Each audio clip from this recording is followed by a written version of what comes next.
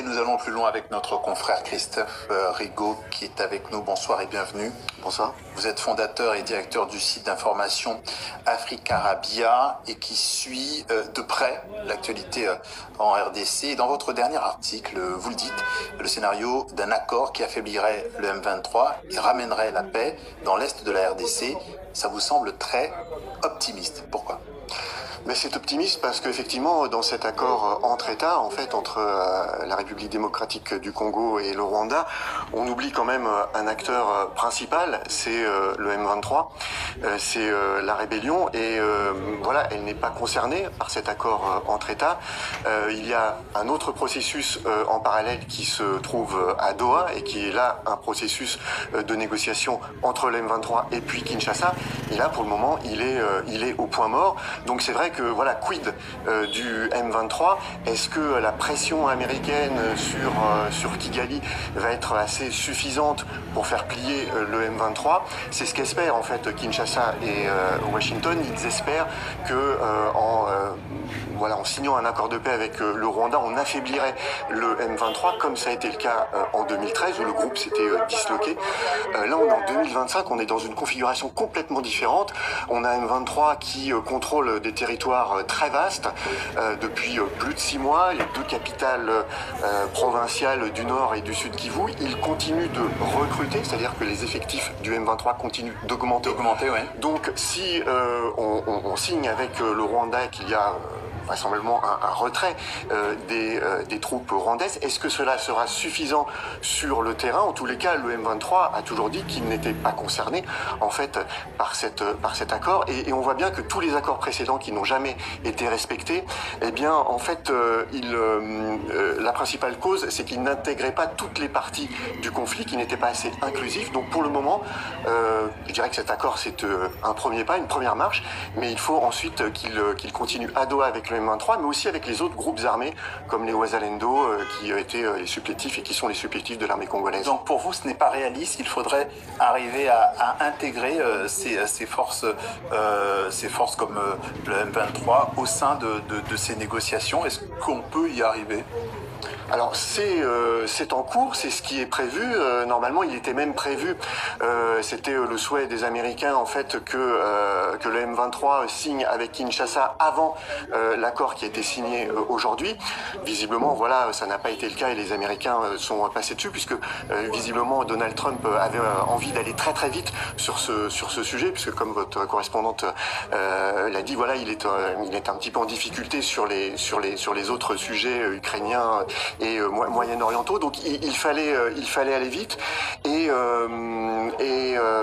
il manque cette étape parce qu'en fait le M23 est en position de force à Doha face à Kinshasa et je crois qu'il a revu un petit peu ses revendications à la hausse et pour le moment on est sur un blocage. Donc sur le terrain c'est pas sûr que ça change grand chose. Donc il sera difficile de faire appliquer par exemple tout cet accord. Comment on va surveiller par exemple le processus?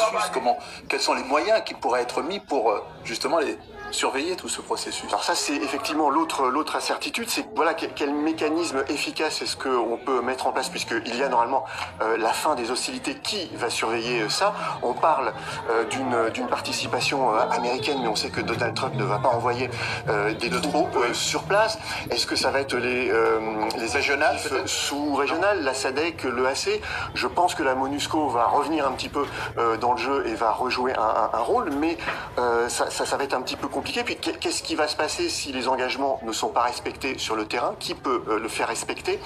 Voilà, ça sera vraiment à Donald Trump, je pense, de taper du poing sur la table si cela n'est pas respecté. Il faudra juste voir si Donald Trump suivra ce dossier-là sur le long terme, parce que ça va pas se régler en quelques semaines ni même en quelques mois. Donc il faudra voir si le deal minier qui a en fait beaucoup séduit Donald Trump, c'est Kinshasa qui est venu chercher les Américains en leur proposant ce deal. Donc il faudra voir si si ce deal continue de l'intéresser, parce que effectivement des investissements américains sur place, oui, mais il faudrait que la situation sécuritaire soit...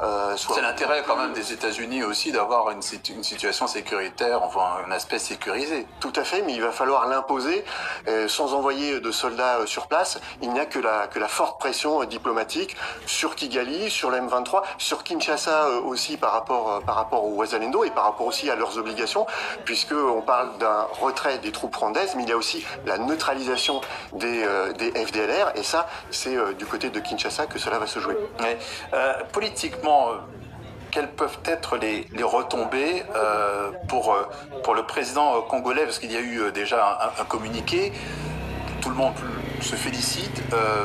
Quelles peuvent être les retombées pour le président congolais, Félix Tshisekedi? Écoutez, pour le moment, c'est quand même une véritable aubaine pour la survie de Félix Tshisekedi. Il avait été très affaibli en fait par ses différents revers militaires.